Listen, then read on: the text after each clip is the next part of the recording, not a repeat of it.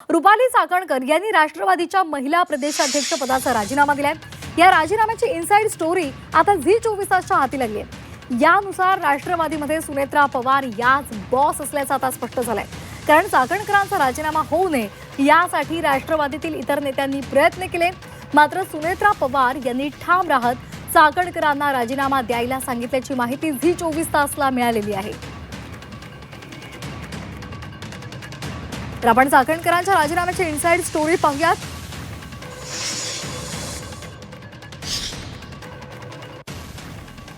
तर चाकणकरांचा राजीनामा होऊ नये यासाठी राष्ट्रवादीमधले इतर नेते प्रयत्नशील होते। इतर नेत्यांच्या प्रयत्नानंतर सुद्धा सुनेत्रा पवार यांचा शब्द अंतिम ठरला। शुक्रवारी सकाळी रुपाली चाकणकरांचा सुनेत्रा पवार यांना फोन गेला। पक्षातून मित्रपक्षांकडून चाकणकरांच्या राजीनाम्यासाठी दबाव पाहायला मिळाला। सुनेत्रा पवारांनी चाकणकरांना राजीनामा पाठवायला सांगितलं। आता चाकणकरांचे राष्ट्रवादीच्या आमदारांना फोन गेले। आपली भूमिका, आपली बाजू त्यांनी मांडली। आम्ही राजीनामा मागितलाच नाही, आमदारांनी चाकणकरांकडे खुलासा केला। पवार घराण्यातील नेत्याशीही चाकणकरांची मध्यस्थी चर्चा झाली, पण मध्यस्थी नेमकी झाली नाही। चाकणकर एनसीपीच्या 2 मोठ्या नेत्यांच्याही संपर्कात होत्या। सुनेत्रा पवार ठाम राहिल्यामुळे चाकणकरांना राजीनामा द्या असा निरोप दिला। तर यावर राष्ट्रवादीच्या नेत्या रुपाली ठोंबरे यांनी काय प्रतिक्रिया दिली ती आपण पाहूयात। हा राजीनामा राज्याच्या पहिल्या उपमुख्यमंत्री सुनेत्रा वहिनी, राष्ट्रवादी काँग्रेस पक्षाच्या राष्ट्रीय अध्यक्ष यांनी घेतलेला आहे। राजीनामा देत नव्हत्या, त्यांनी देऊ नये म्हणून त्या ज्यांना ब्लॅकमेल करत होत्या ती सगळी मंडळी प्रयत्न करत होती। पक्षाच्या सुप्रीमो या सुनेत्रा पवारच आहेत, याच्यावर शिक्कामोर्तब झालं। 100% अडचणीत आणलेले, त्यांचं चालून देत नाही, अशा अनेक गोष्टी होत्या।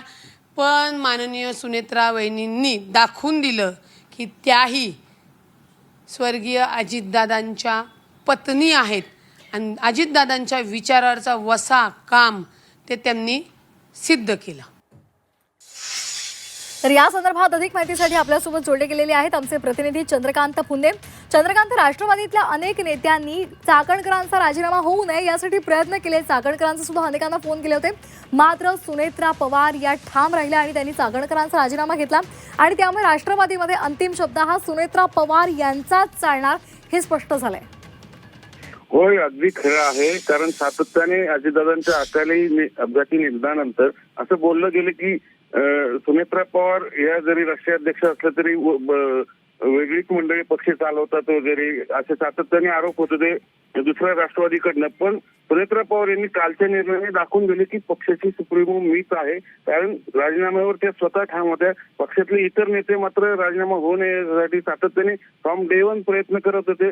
स्वतः रुपाली चाकणकर यांना काल 11 वाजता सुनेत्रा पवार यांचा फोन गेला की मला पक्षात आणि बाहेरूनही दबाव आहे, तुमच्या राजीनाम्याची मागणी होते, त्यामुळे तुम्ही तो देऊन टाका। त्यानंतर रुपाली चाकणकर यांनी सगळीकडे फोनाफोनी केली सगळ्या आमदारांना, बाबा खरंच राजीनामा तुम्ही मागताय का? तर त्यांनी सांगितलं नाही, असं काही नाहीये, आम्ही पक्षांतर्गत जे विषय असेल ते ठरतील, पण आम्ही अशी कुठेही मागणी केली नाही। पण त्या 2-4 नाशिकच्या जे कोण स्थानिक पदाधिकारी होत्या त्यांनी फक्त ती पत्र दिली होती, तेवढ्या पत्राच्या आधारे आणि इतर बाहेरचे सुषमा अंधारे हे सगळ्या मंडळी मागणी करत होत्या। मग पक्षातनंच कोणाचा दबाव होता की बाहेर नव्हता, पण स्वतः सुनेत्रा पवार या राजीनाम्यावर ठाम होत्या, त्या कन्व्हिन्स होत्या। म्हणून दुपारपर्यंत चाकणकर यांनी त्यांना फोन करून कुटुंबातल्या व्यक्तीला मध्यस्थी टाकून खूप प्रयत्न केले की राजीनामा होऊ नये, त्यासाठी ते प्रयत्न सुरू होते। पण सुनेत्रा पवार या ठाम राहिल्या आणि त्यांना शेवटचा मेसेज दिला गेला मोठ्या नेत्यामार्फत की तुम्हाला आजच राजीनामा द्यायचा। त्यानंतर मग संध्याकाळी रुपाली चाकणकर यांनी ट्विटरवरून आपला राजीनामा दिल्याचं जाहीर केलं, ते 2 ओळीचं पत्र टाकले।